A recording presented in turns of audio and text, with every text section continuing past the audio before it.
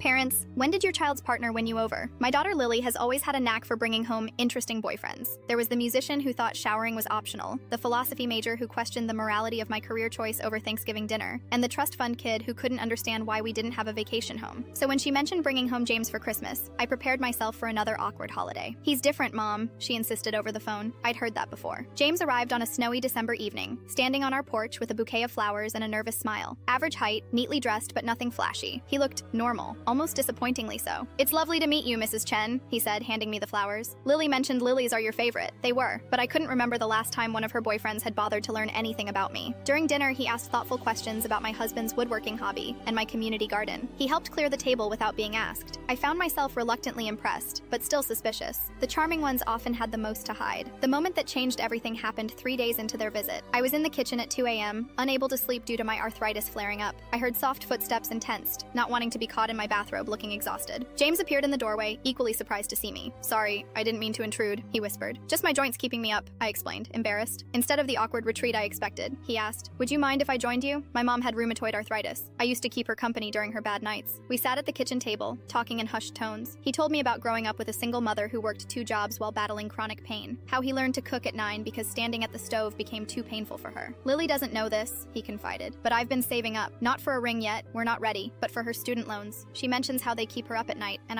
he trailed off, looking embarrassed. "That's very thoughtful," I said, genuinely moved. My mom taught me that love isn't grand gestures. It's noticing what hurts the people you care about and trying to ease that burden. The next morning, I found a heating pad by my bedside with a note. "This helped, Mom. Hope it helps you too." What sealed it was what happened on their last day. My husband had planned to drive them to the airport, but our car wouldn't start. James immediately offered to look at it, despite the freezing temperature. "I'm not letting you pay for a tow truck when I can probably fix it," he insisted, already grabbing tools from our garage. Lily stood beside me as we watched him work under the hood. "He's really something, isn't he?" she said softly. "Yes," I admitted. "He really is." An hour later, with frozen fingers and grease-stained clothes, he got our ancient car running again. When Lily wasn't looking, he slipped me a piece of paper with detailed instructions for car maintenance and the name of a trustworthy mechanic in our area. "Just in case," he said quietly. As they drove away for the airport, my husband squeezed my hand. "That's the one, isn't it?" I nodded, finally understanding what Lily meant when she said he was different. He wasn't trying to impress us. He was simply being himself, thoughtful, kind, and genuinely concerned about our well-being. They're getting married next spring.